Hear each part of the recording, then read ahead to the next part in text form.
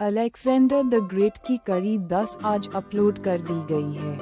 कृपया युद्ध और विभिन्न रोमांचक दृश्यों से भरपूर इस कड़ी का आनंद लें और सभी पिछली कड़ियां देखने के लिए चैनल को सब्सक्राइब करना न भूलें। मैसेडोनिया के एक भव्य परिषद कक्ष में, जहां फिलिप द्वितीय ग्रीक नेताओं की एक सभा के सामने खड़े हैं, एक मेज पर फारस का एक विशाल मानचित्र रखा है, जिसकी ओर इशारा करते हुए फिलिप अपनी महान रणनीति समझाते हैं। 338 ईसा पूर्व में कैरोनिया के युद्ध में निर्णायक विजय के बाद मैसेडोनिया के फिलिप द्वितीय ने स्वयं को हेगेमोन के रूप में स्थापित किया। एक नए ग्रीक संघ के नेता के रूप में डियोडोरस के अनुसार फिलिप की महत्वाकांक्षा स्पष्ट थी: फारसी साम्राज्य के विरुद्ध एक अभियान आरंभ करना और अनातोलिया के पश्चिमी तट पर स्थित ग्रीक नगरों को आकेमेनिड शासन से मुक्त कराना। उनका दृष्टिकोण प्रतिशोध और उद्धार का था। 480 ईसा पूर्व में फारस के हाथों ग्रीक ने जो अपमान और कष्ट झेले थे, उनका बदला लेना। एजेन सागर को पार करते हुए मैसेडोनियाई जहाजों का एक बेड़ा, जो अनुभवी योद्धाओं को अनातोलिया के तटों की ओर ले जा रहा है। पार्मेनियोन, अमितास, एंड्रोमेनिस और अट्टालुस 10,000 सैनिकों की सेना के साथ अपने प्रमुख जहाज के अग्रभाग पर खड़े हैं और दूर दिखाई दे रहे तट की ओर निहार रहे हैं। उनका उद्देश्य स्पष्ट था: मैसेडोनियाई पूर्ण पैमाने के आक्रमण की नींव रखना। जैसे ही ग्रीक अभियान दल फारसी भूमि पर उतरा, पश्चिमी अनातोलिया के ग्रीक नगर, जो लंबे समय से आकेमेनिड शासन के अधीन थे, ने इसे एक अवसर के रूप में देखा और विद्रोह कर दिया, अपने मुक्तिदाताओं का स्वागत करने की तैयारी करते हुए। जब अनातोलिया में फिलिप की सेना आक्रमण की तैयारी कर रही थी, तभी एक समाचार आया जिसने पूरे ग्रीक जगत को झकझोर दिया: मैसेडोन के राजा फिलिप द्वितीय की हत्या कर दी गई थी। मैसेडोन के एक मंद प्रकाश वाले राजकक्ष में फिलिप द्वितीय एक हत्यारे की तलवार से मार गिराए जाते हैं। चारों ओर अफरा तफरी मच जाती है और अंगरक्षक हत्यारे को पकड़ने के लिए दौड़ पड़ते हैं। महान राजा का महत्वाकांक्षी अभियान उसी के साथ समाप्त हो गया, जिससे मैसेडोनियाई अभियानकारी सेना नेतृत्व विहीन और अनिश्चित स्थिति में रह गई। पृष्ठभूमि में युवा अलेक्जेंडर ये सब देख रहा है। उसके चेहरे पर आघात और गहरी समझ का मिश्रित भाव दिखाई देता है। मैसेडोन में वापस उनका युवा पुत्र अलेक्जेंडर सिंहासन पर आरूढ़ होता है और अपने पिता से केवल राज्य ही नहीं, बल्कि उसका युद्ध भी विरासत में पाता है। थीब्स नगर गिर गया, उसका प्रतिरोध टूट गया। धुआं और आग से शहर का विनाश दिखाई दे रहा है।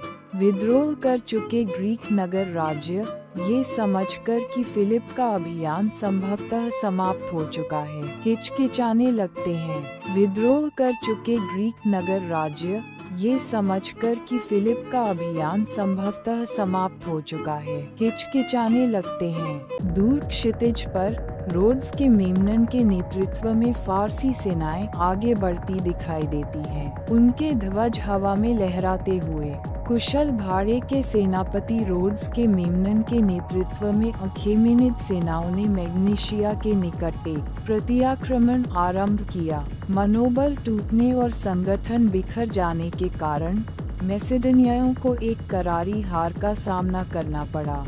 फारस के विरुद्ध ग्रीक अभियान का सपना लगभग समाप्त होता प्रतीत हुआ। पेला के सिंहासन कक्ष में नवमुकुटधारी अलेक्जेंडर अपने सेनापतियों के सामने खड़ा है। उसकी आंखों में दृढ़ संकल्प की ज्वाला जल रही है। मात्र 20 वर्ष का एक युवा राजा अब मैसेडोनिया के सिंहासन पर विराजमान था। अलेक्जेंडर तृतीय अपने पिता की महत्वाकांक्षा और अपनी अडिग इच्छा शक्ति से प्रेरित होकर उसने युद्ध को जारी रखने की शपथ ली। मशालों की स्वर्णिम रोशनी लंबी छायाएं डालती है जब वह अपने पिता के अधूरे मिशन को पूरा करने का प्रण करता है। जो कुछ फिलिप की कल्पना के रूप में आरंभ हुआ था, वही शीघ्र ही अलेक्जेंडर की नियति बनने वाला था। फारस की विजय अभी बस प्रारंभ ही हुई थी। 334 ईसा पूर्व में अलेक्जेंडर महान ने फारसी साम्राज्य के विरुद्ध अपने प्रसिद्ध विजय अभियान की दिशा में पहला कदम उठाया। अपने पिता फिलिप द्वितीय की आक्रमण योजना को आगे बढ़ाते हुए उसने एक विशाल सेना का नेतृत्व करते हुए हेलेस्पोंट को पार किया। स्वच्छ नीले आकाश के नीचे हवा में लहराते पालों के साथ मैसेडोनियन जहाजों का एक विशाल बेड़ा हेलेस्पोंट को पार करता हुआ आगे बढ़ता है। उसकी सेना में 48,100 सैनिक, 6,100 घुड़सवार और 120 जहाजों का एक बेड़ा था, जिन पर 38,000 नाविक और कर्मी सवार थे। मैसेडोनिया और विभिन्न ग्रीक नगर राज्यों के साथ साथ थ्रेस, पायोनिया और इलिरिया के भाड़े के सैनिकों और योद्धाओं से बनी यह सेना उसके नेतृत्व में एकजुट गठबंधन का प्रतीक थी। हेलेस्पोंट को पार करना केवल एक सैन्य कार्रवाई नहीं थी, यह एक साम्राज्य की नियति की शुरुआत थी। सैनिक जहाजों के डेक पर खड़े होकर एशिया की ओर देखते हैं। उनके चेहरों पर उत्सुकता और प्रत्याशा झलकती है। अपने विशिष्ट पंखदार हेलमेट और चमकदार कवच में सुसज्जित अलेक्जेंडर जहाज से उतरकर एशिया के तट पर कदम रखता है। जैसे ही उसके सैनिकों में से पहले लोग तट पर पहुंचे, अलेक्जेंडर ने एक साहसिक और प्रतीकात्मक कदम उठाया। उसने अपना भाला एशियाई भूमि में फेंकते हुए घोषणा की कि वह एशिया को देवताओं का उपहार स्वीकार करता है। तेज धूप जल की सतह पर चमक रही है और उसके सैनिक श्रद्धा के साथ देखते हैं जब वह फारसी भूमि पर अपना पहला कदम रखता है। अपने पिता से भिन्न, जो कूटनीति को प्राथमिकता देते थे, अलेक्जेंडर ने बल द्वारा विजय का मार्ग चुना, ये स्पष्ट करते हुए कि फारस को बातचीत से नहीं बल्कि युद्ध से जीता जाएगा। पारगमन पूरा होते ही अलेक्जेंडर ने समय नष्ट नहीं किया। उसके सैनिक मकदूनियाई योद्धाओं की एक लंबी कतार ऊंचे लहराते ध्वजों के साथ भीतर की ओर कूच करने लगे, आगे आने वाली चुनौतियों से भली भांति अवगत। एशिया माइनर का ऊबड़ खाबड़ भूभाग उनके सामने फैला है, जो उनकी कठिन यात्रा की शुरुआत का संकेत देता है। फारसी साम्राज्य विशाल था, सुदृढ़ रूप से संरक्षित और संसाधनों से भरपूर, लेकिन अलेक्जेंडर विचलित नहीं हुआ। उसकी दृष्टि केवल सैन्य विजय तक सीमित नहीं थी, वह संसार को अपनी छवि में ढालना चाहता था। हर कदम के साथ उसकी सेना अभियान की पहली महान लड़ाई के और निकट पहुंच रही थी। एक ऐसी लड़ाई जो उनके संकल्प की परीक्षा लेगी और आने वाले युद्ध की दिशा तय करेगी। अपने पिता के विपरीत, जो युद्ध और कूटनीति के बीच सावधानी पूर्वक संतुलन बनाए रखते थे, अलेक्जेंडर ने अडिग उत्साह के साथ युद्ध को अपनाया। उसे चुनौती से आनंद मिलता था। उसका विश्वास था कि दैवीय भाग्य ने उसे एशिया पर शासन करने के लिए चुना है। उसके आत्मविश्वास से प्रेरित होकर उसके सैनिक आने वाले संघर्ष के लिए स्वयं को तैयार करने लगे। फारस की विजय का आरंभ हो चुका था और अलेक्जेंडर इतिहास में अपना नाम अमर करने के लिए तैयार था।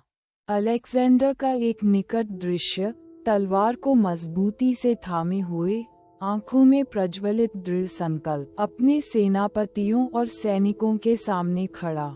एक भव्य युद्धभूमि का दृश्य, जिसमें मैसेडोनियन घुड़सवार सेना ग्रेनिकस नदी को पार करते हुए फारसी सेनाओं से टकराती दिखाई देती है। एक साहसिक घुड़सवार आक्रमण में अलेक्जेंडर ने फारसी पंक्तियों को चकनाचूर कर दिया और निर्णायक विजय प्राप्त की। ये युद्ध उसकी सैन्य क्षमता का प्रमाण बना और फारसी साम्राज्य की विजय की शुरुआत का संकेत दिया। युद्ध की अव्यवस्था को सजीव रूप में दर्शाया गया है, जहां फारसी सैनिक पीछे हटते हुए दिखाई देते हैं। एक फारसी दूत अलेक्जेंडर के सामने घुटनों के बल झुका है। उसके पीछे मैसेडोनियन सैनिक अनुशासित पंक्तियों में खड़े हैं। वह क्षेत्र की प्रांतीय राजधानी सार्डिस की चाबियां सौंप रहा है और पृष्ठभूमि में भव्य नगर दिखाई देता है। पराजय की अनिवार्यता को समझते हुए नगर ने बिना किसी प्रतिरोध के आत्मसमर्पण कर दिया और अपना खजाना तथा किलेबंदी मैसेडोनियनों को सौंप दी। इस रक्तहीन विजय ने पश्चिमी एशिया माइनर पर अलेक्जेंडर के नियंत्रण को सुदृढ़ कर दिया। एक आयोनियन नगर में अलेक्जेंडर ग्रीक नागरिकों की भीड़ को संबोधित करता हुआ दिखाई देता है। चारों ओर झंडे लहराए जा रहे हैं, लोग उत्साह से जयकार कर रहे हैं, जबकि मैसेडोनियन सैनिक सतर्क मुद्रा में खड़े हैं। आयोनियन तट के साथ आगे बढ़ते हुए अलेक्जेंडर ने फारसी शासन से ग्रीक नगरों की मुक्ति की घोषणा की। उसने इन नगरों को स्वायत्तता और लोकतंत्र प्रदान किया, जिससे उसके उद्देश्य के प्रति उनकी निष्ठा और मजबूत हुई। मैसेडोनियन सैनिक अनुशासन में खड़े दिखाई देते हैं। ऐसा करके उसने स्वयं को केवल एक विजेता के रूप में नहीं, बल्कि हेलेनिक संस्कृति के मुक्तिदाता और संरक्षक के रूप में स्थापित किया। सभी नगर स्वेच्छा से आत्मसमर्पण नहीं करते थे। अचेमेनिड सेनाओं के अधीन मिलेटस नगर को एक सूक्ष्म और सुनियोजित घेराबंदी अभियान की आवश्यकता पड़ी। मैसेडोनियन घेराबंदी यंत्र और सैनिक दुर्गीकृत मिलेटस नगर को चारों ओर से घेरे हुए हैं, जबकि पास के जलक्षेत्र में फारसी नौसैनिक बल दिखाई दे रहे हैं। समीप उपस्थित फारसी नौसैनिक शक्तियों के बावजूद अलेक्जेंडर ने रणनीतिक चालों का उपयोग कर नगर की नाकाबंदी कर दी। एक संक्षिप्त किंतु तीव्र संघर्ष के बाद मिलेटस पतन हो गया, जिससे इस क्षेत्र में फारसी नियंत्रण और अधिक कमजोर हो गया। एक रात्रिकालीन युद्ध दृश्य, जिसमें जलते हुए तीर और घेराबंदी मीनारें हेलिकर्नेसिस की विशाल दीवारों पर हमला कर रही हैं, जबकि रक्षक पूरी उग्रता से प्रतिरोध कर रहे हैं। और अधिक दक्षिण में हेलिकर्नेसिस में अलेक्जेंडर को अपनी पहली बड़ी घेराबंदी का सामना करना पड़ा। ये दुर्गीकृत नगर फारसी सात्रप ओरोटोबाटिस और रोड्स के भाड़े के सेनापति मेमनन द्वारा संरक्षित था, जिसने इसे एक अत्यंत कठिन चुनौती बना दिया। अलेक्जेंडर की सेनाओं ने घेराबंदी यंत्रों और प्रहारक मीलों का उपयोग करते हुए नगर की दीवारों पर लगातार आक्रमण किया, ताकि उसकी रक्षा पंक्तियों को तोड़ा जा सके। नगर ने अनेक हमलों को सहन किया, किंतु कई सप्ताहों के भीषण युद्ध के बाद रक्षकों को समुद्र के रास्ते पीछे हटना पड़ा और हेलिकर्नेसिस अलेक्जेंडर के अधीन आ गया। कारिया को सुरक्षित करने के बाद अलेक्जेंडर ने स्थानीय शासन स्थापित करने का प्रयास किया। शाही परिधान में सुसज्जित रानी अदा औपचारिक रूप से अलेक्जेंडर के समक्ष उपस्थित होकर अपनी निष्ठा का प्रतीकात्मक संकेत प्रस्तुत करती हैं। अलेक्जेंडर ने इस क्षेत्र का शासन हेकेटोमेनिड वंश की सदस्य रानी अदा को सौंप दिया। उसके समर्थन के प्रति कृतज्ञता स्वरूप रानी अदा ने अलेक्जेंडर को अपना पुत्र गोद लिया, जिससे इस क्षेत्र में उसके शासन को और अधिक वैधता मिली। स्थानीय निष्ठा सुनिश्चित करके अलेक्जेंडर ने फारसी क्षेत्र के भीतर और गहराई तक अपने अभियान को आगे बढ़ाने से पहले स्थिरता सुनिश्चित की। पश्चिमी एशिया माइनर पर नियंत्रण स्थापित करने के साथ अलेक्जेंडर ने फारसी साम्राज्य में अपनी मजबूत पकड़ बना ली थी। सार्डिस, माइलेटस और हेलिकर्नेसिस की विजय केवल एक ऐसे विशाल साम्राज्यवादी अभियान की शुरुआत थी, जो अंततः उसे स्वयं राजा डेरियस तृतीय के आमने सामने ले जाने वाला था। अलेक्जेंडर की सेना का भव्य दृश्य, जो ऊंचे फहराते ध्वजों के साथ देश के भीतर आगे बढ़ रही है और सामने दूर तक फैली फारसी भूमि दिखाई दे रही है। विशाल मैसेडोनियन सेना पर्वतीय भूभाग से होकर आगे बढ़ती हुई घोड़े पर सवार अलेक्जेंडर के नेतृत्व में आगे बढ़ रही है। दूर तटवर्ती नगर दिखाई देते हैं, जिन पर मैसेडोनियन नियंत्रण दर्शाने वाले ध्वज लहरा रहे हैं। हेलिकर्नसस में विजय के बाद अलेक्जेंडर ने लिसिया और पैम्फिलिया के मैदानों की ओर तेजी से अग्रसर होना जारी रखा। उसकी रणनीति स्पष्ट थी, हर तटवर्ती नगर पर अधिकार करना, जिससे फारसी नौसेना को कोई भी आधार न मिल सके। यह अभियान तीव्र और निर्णायक सिद्ध हुआ। एक एक करके नगर मैसेडोनियन नियंत्रण में आते चले गए। फारसी बेड़े को प्रभावी रूप से अलग थलग कर अलेक्जेंडर ने पूरे तटवर्ती क्षेत्र पर अपना प्रभुत्व सुनिश्चित कर लिया। अलेक्जेंडर और उसकी सेना देश के भीतर आगे बढ़ती हुई, जबकि पीछे तटरेखा धीरे धीरे धुंधली होती जा रही है। सामने पनफिलिया का ऊबड़ खाबड़ भूदृश्य फैला हुआ है। पनफिलिया से आगे तटरेखा पर कोई महत्वपूर्ण बंदरगाह नहीं रह गया था। अपने समुद्री उद्देश्यों को पूरा करने के बाद अलेक्जेंडर ने अंतर्देशीय मार्ग अपनाया और अपनी सेनाओं को एशिया माइनर के हृदय की ओर अग्रसर किया। ये यात्रा उनकी सहनशक्ति की कठिन परीक्षा लेने वाली थी, क्योंकि आगे दुर्गम पर्वत और सुदृढ़ किलेबंद नगर उनका इंतजार कर रहे थे। टमेसोस का एक विहंगम दृश्य, पहाड़ों की ऊंचाइयों पर बसा एक सुदृढ़ दुर्ग नगरी, नीचे उसकी तलहटी में अलेक्जेंडर की सेना का शिविर दिखाई देता है। पिसिदियन पर्वतों में ऊंचाई पर स्थित टमेसोस नगर एक अत्यंत दुर्जेय चुनौती प्रस्तुत करता था। अन्य नगरों के विपरीत अलेक्जेंडर ने यहाँ एक भिन्न रणनीति अपनाई। नगर की प्राकृतिक सुरक्षा और उसके निवासियों की प्रबल स्वतंत्र भावना को समझते हुए उसने नगर पर आक्रमण करने से परहेज किया।